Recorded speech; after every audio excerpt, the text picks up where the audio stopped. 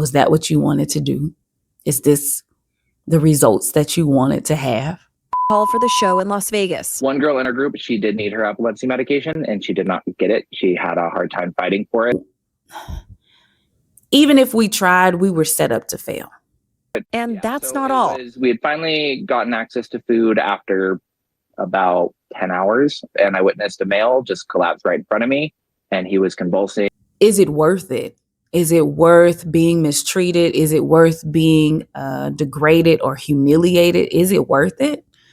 In August, the New York Times reported that more than a dozen unnamed participants told them that they had not received adequate food or medical care. I want to see if any more people come forward. I think that everybody, we're in 2024, 2025. Hey, you see my channel. I'm not saying too much, but I'm saying, hey, I was there. I saw some stuff. I think in set life, you can have a simple setup or you can have a big setup. It was a big show. So everything was big. The drama was big, all the way to how the games were facilitated. They were big and dramatic. And that's how Mr. Beast likes it, right? Yeah. You just have no choice but to be that girl. And I feel like I'm that girl. So Mr. Beast Games came to Las Vegas over the summer and was looking for a production crew to help him with his $14 million game show. The most cutthroat challenge yet. Whichever group is the last to lift that 10,000-pound boulder across that finish line is eliminated. Well, I signed up through one of my favorite websites. I'll put it in the description below. And I got picked. And I got to be a talent wrangler for this game show. What you are witnessing is just the start of something never before seen in history. 2,000 people are about to battle in a series of trials for a spot in my 10-episode Prime Video series called Beast Games. Now, the story I'm about to tell you is more laid back, but I do have another video in the description below where I talk about the signs of working for a particular type of production. This is more of like my personal reflection of my experience. And I'm sharing this because I know that there's allegations out there, and I believe that there's enough evidence to show that, yeah, it's true, but you're dealing with someone that is the #1 YouTuber. So you think that you're going to win a case?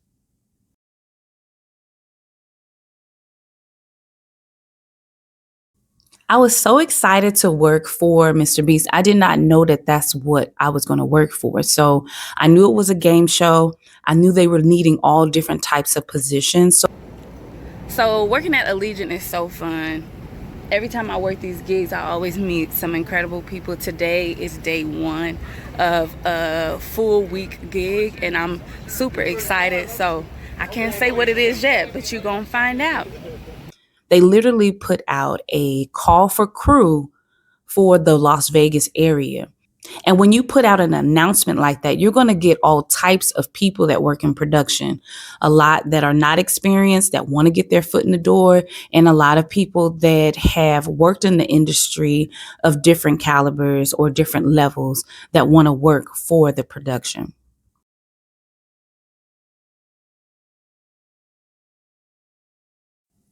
I was so excited to work for such a cool YouTuber. Like, he's like one of the most influential guys in the YouTube world. And then I just went all in on YouTube and I was beyond obsessed. Hey, you, subscribe. What's up, guys? What's up, guys? What's up, guys? I basically did YouTube videos for years. However, I'll be honest, I never really watched his videos. I never really watched a lot of his stuff because I'm a little older. So his generation is a younger crowd. So I was like, well, he's popular. Kids love him. Let me check this out. Let me try to work this experience and see how cool it is. So I was really excited by the hype of it. I did not know that there were going to be other sides to this experience.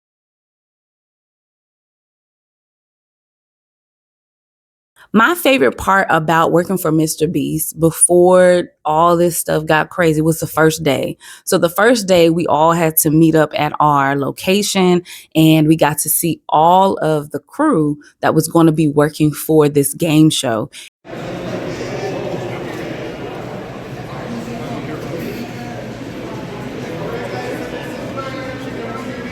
And when I say we was outside, Las Vegas production was outside. You saw people that you worked with before. You saw people that you hadn't seen in a couple years.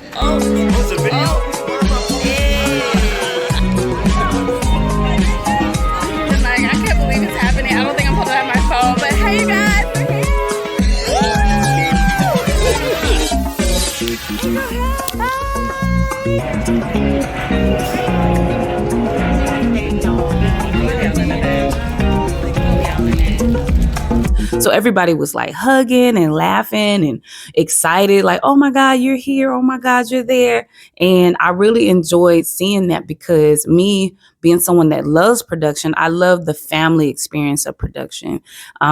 What typically goes wrong in those environments is like once we all see who's on set, we kind of can gauge what type of show this is going to be.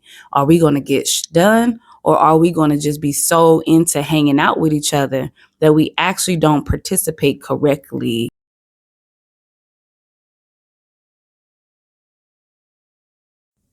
The part that I hated about this production was the uncertainty. How do I come to work and not know my job? How do I come to work and not know the new rules that have been set or the new scenarios that the contestants were going to go through? It shouldn't be that hard, but this is, again, a production issue and it trickles down from the top down to the bottom. Logistics. One thing I learned about set life is when you are a PA or the bottom of the totem in production and you see everything piling up and crowding on you, you can either leave the show, they call it show hopping, or you can stay to the end and see if you find a way to help. But if there's no way to help, no reason for you to be there, go home. Okay.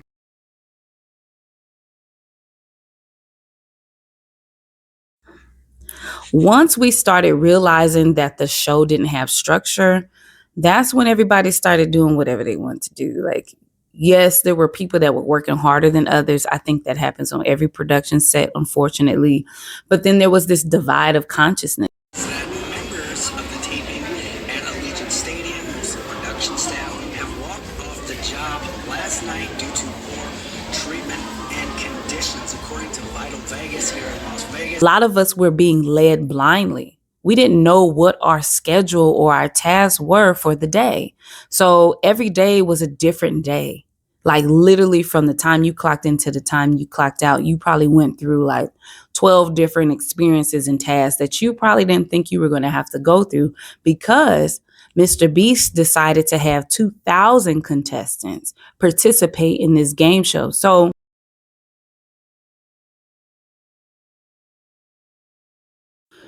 there just reaches, there's a level of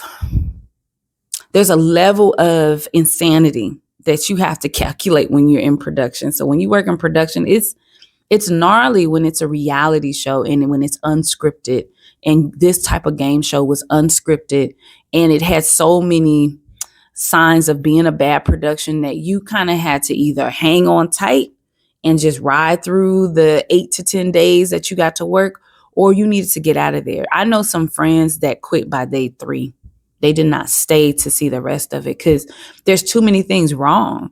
And like I said, if you guys want to watch the other video, please watch it, because if you work in production, you need to know the signs of working for a bad production.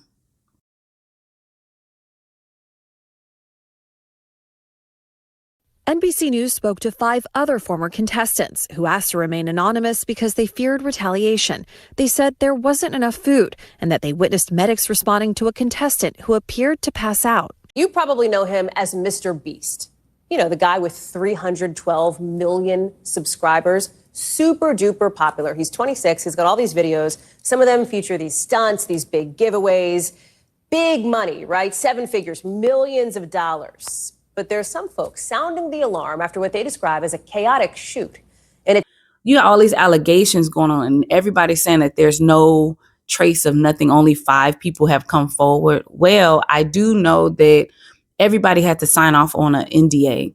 And that means to basically keep your mouth shut while this production is being recorded and as it comes out. So I wouldn't be surprised if more allegations come out after the show.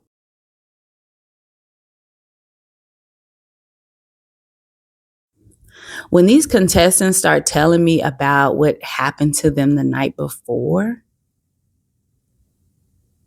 like their safety, the sense of harassment, the sense of bullying. In August, the New York Times reported that more than a dozen unnamed participants told them that they had not received adequate food or medical care, and that some competitors had suffered injuries from the physical challenges, with some even leaving the competition arena on stretchers.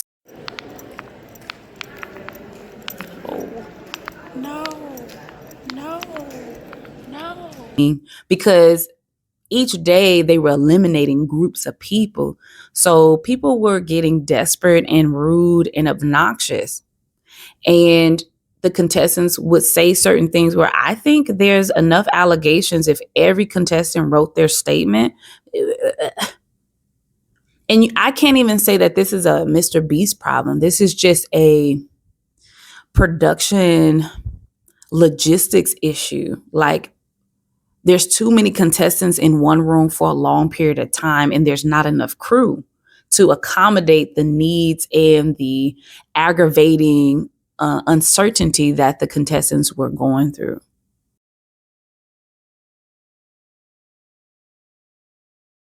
I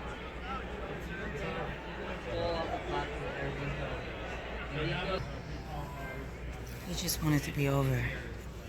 Please.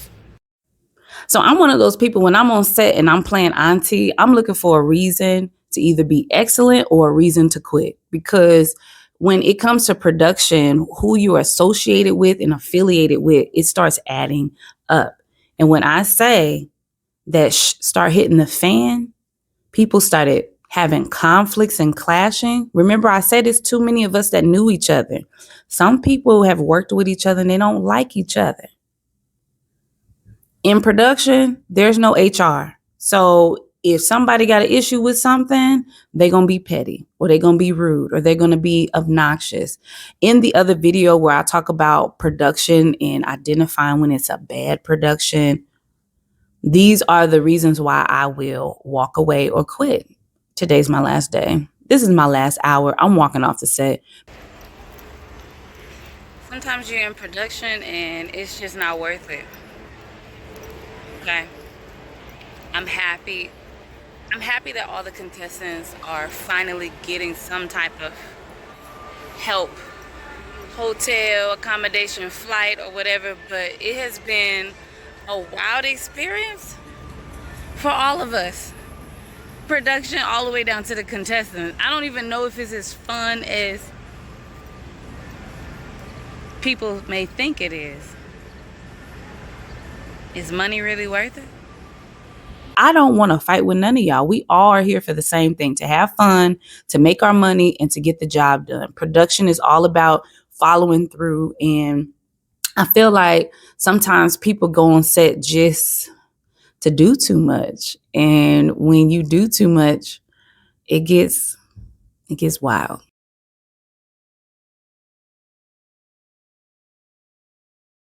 This is all of the contestant stuff, and I pray that all of you guys get your stuff. I pray. Because I would have did it a little different.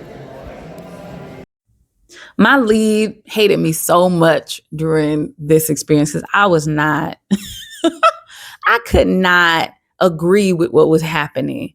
And he hated me for a while, to the point where we couldn't talk for like a month. And then we're cool again. But during that time, he was so disappointed and upset at me. I needed you there with me. I needed you to help. I said, I don't help crazy.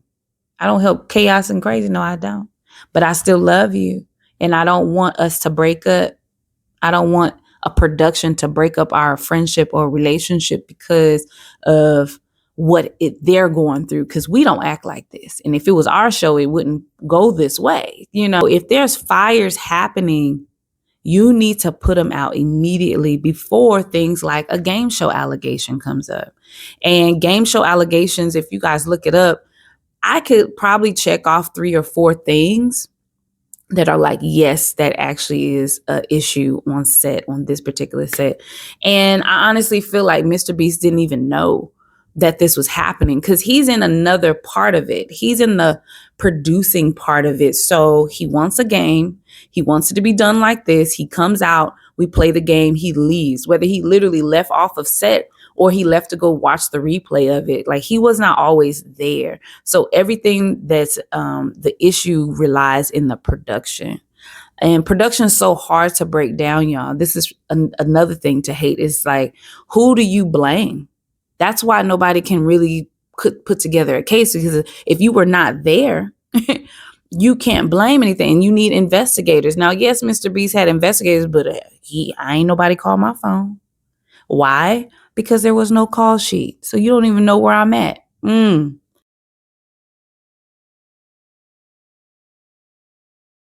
More of like, I had to keep questioning my own internal integrity. I don't like working in environments where someone's vulnerability is used for clout. And I can honestly say that I saw that a lot. And a part of my position, there were so many blind spots where I can see how maybe I was also a part of this craziness. But I tried my best, y'all, for all the contestants that came to Las Vegas. I tried my best to help y'all. Remember, I was playing auntie the whole time. Do what you think is safe and best for you at this particular time.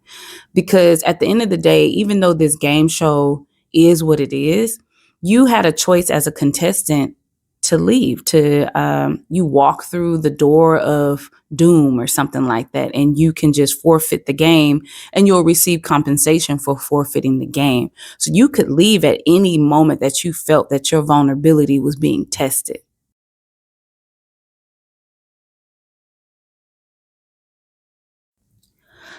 I got into a more educated rabbit hole of this whole scenario, right? So Mr. Beast's game show reminded me of what happened in the 1950s. So I was looking up game show allegations and I looked up the history of it. And there was a group of producers in the 1950s that were basically doing things unethical to make contestants feel vulnerable or inadequate to play the game. They would lose the game not knowing that it was rigged. Like, you were going to lose whether you knew it or not. And I can honestly say, like, this is a parallel. Yes, Mr. Beast wants this game show where it's like Squid Games, but this is not a movie. This is people's real lives. I think that's the part where he don't get it. When you think of a YouTuber is there for the clout more than they are for being like humane. Thank you so much. Dude, that's awesome. We ain't never had nobody bless us like this. As selfish as it sounds, I like helping people because it just makes me happy. I like seeing their faces light up. I like seeing how excited they get. And I honestly can say that his personality type, if we all were to hang out with him, like, I want to see multiple people interview him. He's very standoffish and awkward, which makes me question what type of person is he in the first place. A funny story is I would always wear my hat like this, and then like the coaches would like pull it up. I was beyond shy. Even if there was a person in front of me, like, good luck getting me to talk to them. It's impossible.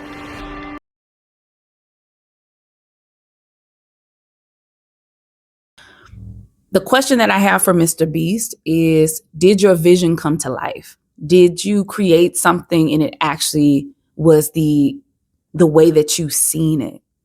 I look forward to watching the game show just to give my reaction about, like, is that what I saw on set, or did they do a lot of editing in post? Because production is one of those things where we can make stuff look amazing in production, and it's like, that did not happen at all.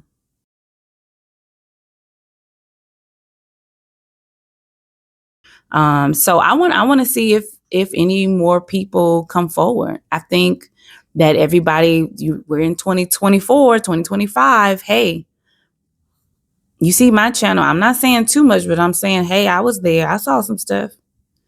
I didn't see everything, but there are contestants that may want to get their voice heard. And somebody has a list of everybody's name and number. Somebody does.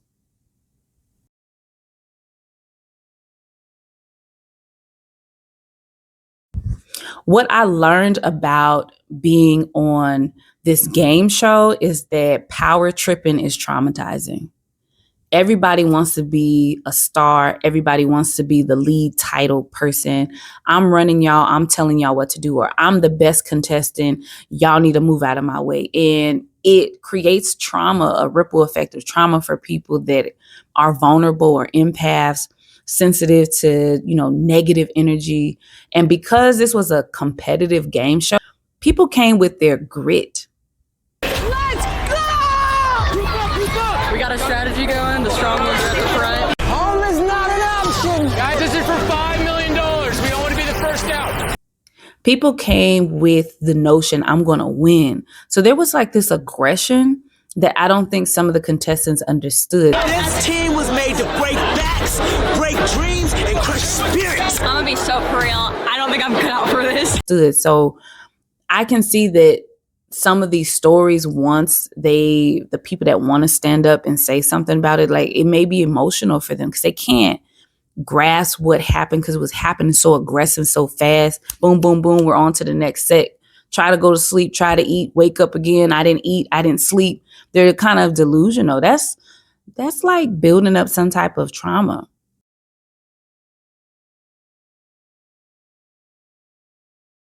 Is it worth it? Is it worth being mistreated? Is it worth being degraded or humiliated? Is it worth it? This amount of money is life-changing. To my 7-month-old baby Layla, I love you and I'm doing this for you. If you win $5 million, what are you spending it on? Finishing my college degree and starting animal rescue. Well, I bought my dad a house because he's a disabled veteran. I'm gonna buy a house because my house burned down. I quit my job to be here. Did anyone else quit their job? Wait, why would you do that? Can you figure out another creative way as an individual that wanted to participate in this money game? Is there another creative way where you can build yourself up and get to where you're going? I honestly feel like everybody don't need $5 million. It's some people that you don't need that money. You probably need some resources. I saw some crazy stuff where I was like, is this mistreatment ethical? Is this mistreatment karma for how you're acting? There was too many individual cases.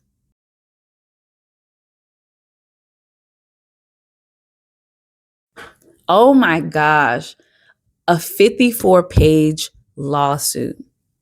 Yo, how can it grow? Can a lawsuit grow? Can more people come forward and say what they have to say that were on set? Okay, not these people that were not there. I have a friend that said this. Do you have pictures of you being on set?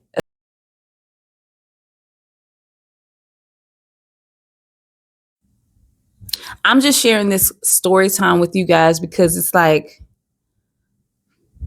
I want to be vague to give you guys room to think, but I also want to be vague because there's people that were on set that actually had a horrible experience and they don't want to say nothing. They're scared. But is it Mr. Beast's fault or is it the production's fault? Is it the particular person that did not know the information correctly? Because we were a shit show. And on a shit show, nobody knows the truth. We just know we were there and we're getting paid to be there. We can't give you anything if we don't have anything to give you. So it's like, who points the finger at who was wrong? Should Mr. Beast even continue doing game shows? Thank y'all for watching my channel. I don't typically talk about set life as much as I should, but if you like this video and you keep coming back, I'm excited to share more experiences of working on set. Know that every production has its drama. Know that every experience behind the scenes has its beautiful story. I think in set life, you can have a simple setup or you can have a big setup. It was a big show. So everything was big. The drama was big, all the way to how the games were facilitated. They were big and dramatic. And that's how Mr. Beast likes it, right? All right, y'all. I'm not going to tell too much tea, but I left room for you to think. And I left room for if other people got something to say, you should say it. But just choose your words wisely because you could get in trouble, right? I don't think I'll get in trouble for this video because I'm not trying to say no names, but I do know that there's a list of people somewhere.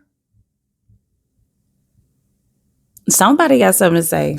Y'all better help this allegation be truthful and know exactly who the person is. Because it wasn't just Mr. Beast involved in the chaos. It was the people that he thought he could trust. That's all I'm going to say. Bye.